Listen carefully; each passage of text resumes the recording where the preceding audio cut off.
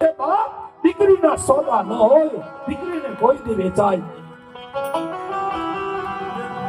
દીકરીનો પૈસો લેનાર માં અને બાપ આ જગતની અંદર પગ મૂકે ના એટલે આ ધરતી અભડાય છે. આ ધરતી અભડાય છે. તમારા તમે શું પુણ્ય કરો છો? તમે શું કથાઓ સાંભળો છો? તમે શું માળાઓ ફેરવો છો?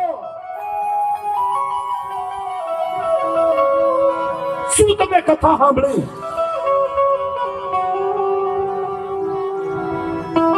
અમારા પહોળા ભૂલી ગયા તમને વાતો કરી કહીને.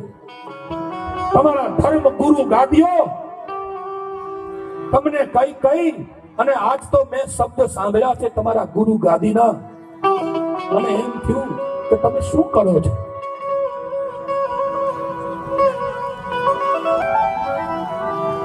બાપ, તમે એક વખત ભગવાનની સામે દીવો કરી અને આજ રાત્રે કથા સાંભળી તમારા ઘરે જાવ ને એટલો વિચાર છે. દીકરી એટલે બાપનું કાળજું કહેવાય વાલા, કાળજું કહેવાય. દીકરી એટલે ખાલી દીકરી નહીં, પણ સમય આવે ને એટલે દીકરી પોતાના બાપની માં બનીને પડખે ઊભી રહે. એનું નામ હિન્દુસ્તાનની દીકરી કહેવાય.